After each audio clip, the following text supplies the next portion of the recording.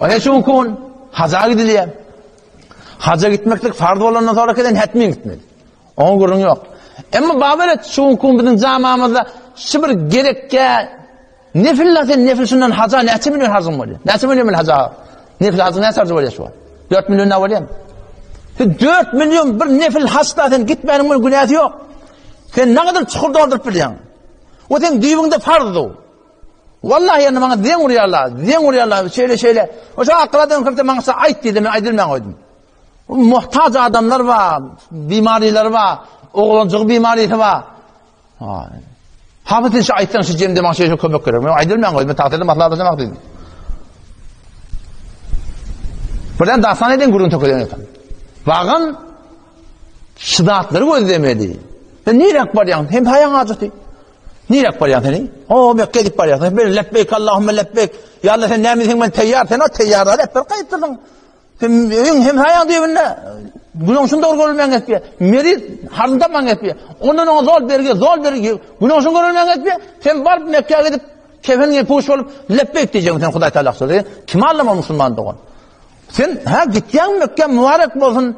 Onu da gitsen sen şey kaç sen şularda kaptandan 10 tane var akım umran taşta orana verip arasında bir tane gittiğin var mübarek olsun diyor. Yok. Hiç saat yok. Hayır hazat yok. Hiç saat yok. Şu karası ikimi gözlem Mekke'de.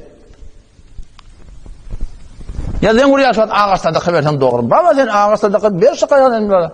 Bir şey yetimlere baba sen şularla nerede başlayacaklar?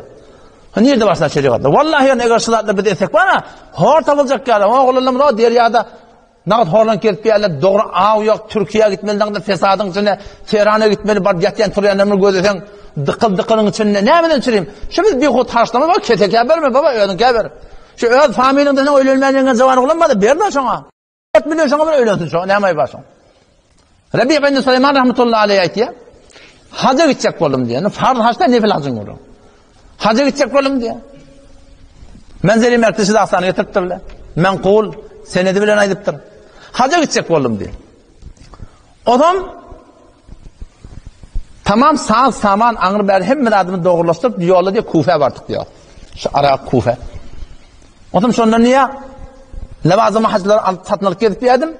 Bağdana böyle şeyle aylanıp başıma kaptandan bir harabarak yerden geçtim.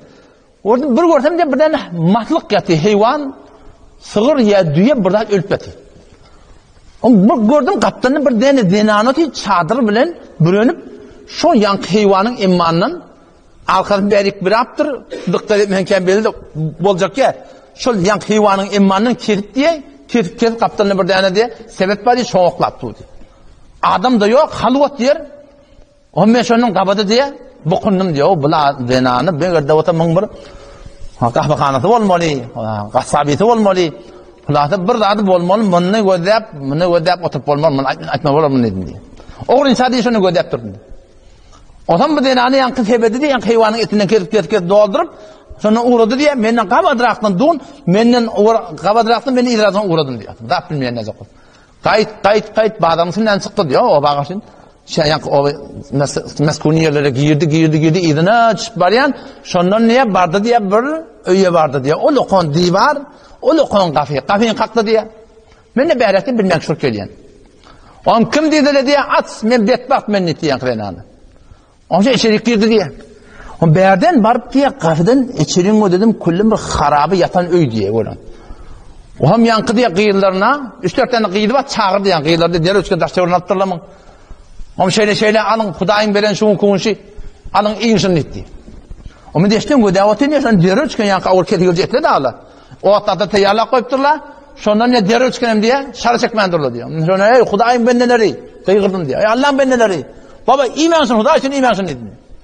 Sonra dinem idin ödep yan kafin ağanarsın dofulla kimsen molla diye. Ömer natanşı adam.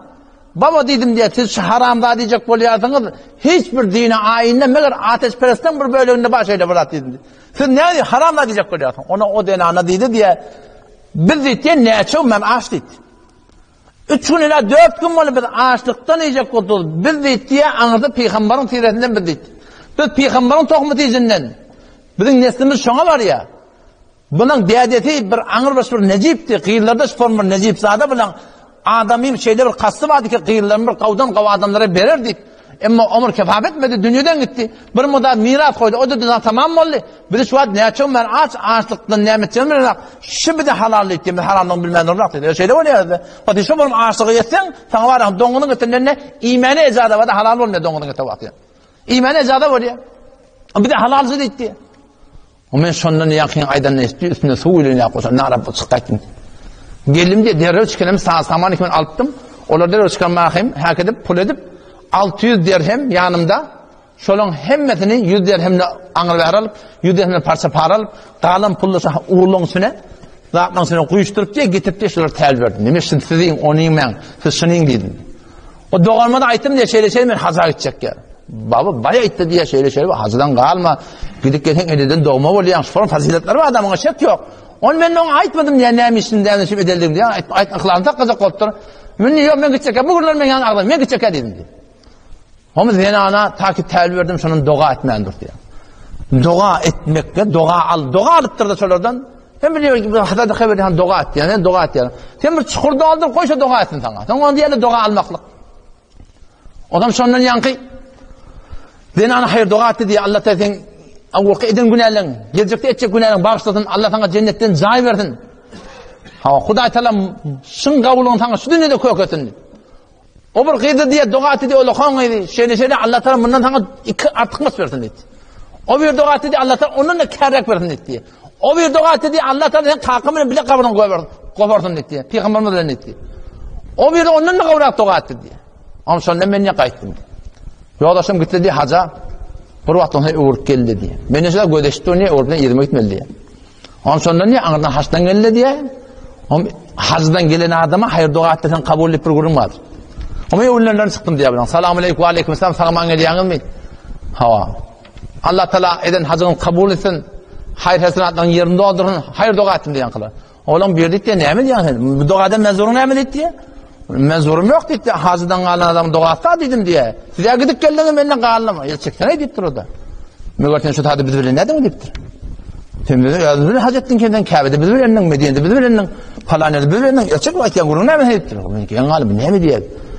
Ama anlayanlar ne? Öyle Obama'dan kervanlar geldi diyor. Bunun önüne çıktım diye selamun aleyküm ve aleyküm selam. Kökkur soruşup hacını Allah kabul etsin. Eden hayır hacıratın yerinde oldursun.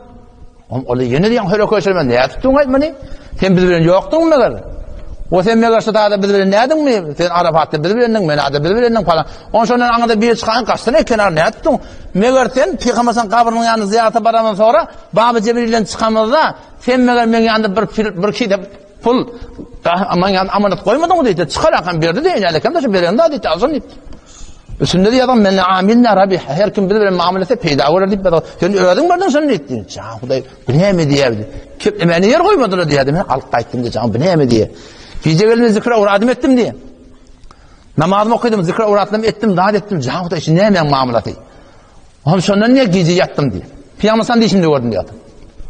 Peygamber kadar sen değişime geldi diye. Maytı diye şeyle geldi diye. Ama eline avşadım diye.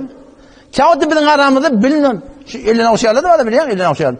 O çünkü onu inkar etti. Bak o zürede zaten bilmeyen keplemeden. Peygamber'in elinden avşamak bağmıştı. Peygamber oturup ayağından avşandı bağ.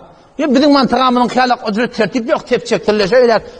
Bir alimin muhabbet yüzünden, mağlayından, elinden avşada bir yazada bağda yani şu tertibi kütürük nazarda koyup o doğruda yani. O doğrudadan kurun yok. Avşamadan başı formu diyorlar böyle. Bir var bir secada var da sen yok diyen kurun yalan kurun. Peygamber'in elinden avşattırlar, ayağından avşattırlar. O men Peygamber'in elinden avşadım diye. Peygamber'in dedim ben sana ne sen şahit getirmeli? O sen hazır ettin da ya Resulullah ne hemen şu kurun men düşünemek. Onunla şeyle vakti eten şu men tohmetizime kömek ettin. Men Allah'tan dua ettim dedi Peygamber. Şeyle ya Allah'tan sana tadaşını verdin. Ve Huday Tebarek ve Teala sen yerine bir tane ferişten mugarrer etti. Ta kıyamata cellim şu sen tarafını haz etmelilen. Ve 600 dirhem verdin. Dirhem diyenler kümüş oluyor. Onun yerine 600 dinar etti. Mebeze kızıl etti. Şunun bir tuttuya kitan açtın diye 600 dinar varmış diye. Kızıl varmış. O şoför Müslüman da onu yani bağın. Şolun bizim yardımına düşecek. Yevme yetedekkerul insan. Onun ki insan yardımına düşecek. Ne mi harz etmeli? Sen daşta oranı garip bağ, yetim bağ. Vallahi yerine daşta oranı kâşlı adamla. Jawan oğlanlar eken şu Türkiye'ye gitti, Tehran'a gitti, işlerden gitti. Şu lokan garibin bir şu fesadın içinde şu özün saklayacak olsa nerede saklamış? Babacan, bir tane şu öylendin naşit. Bir tane şunu üçgen de şuna ver. Ha, derez. Şimdi aylığı ki sizde ba, öz elimizden geliyor.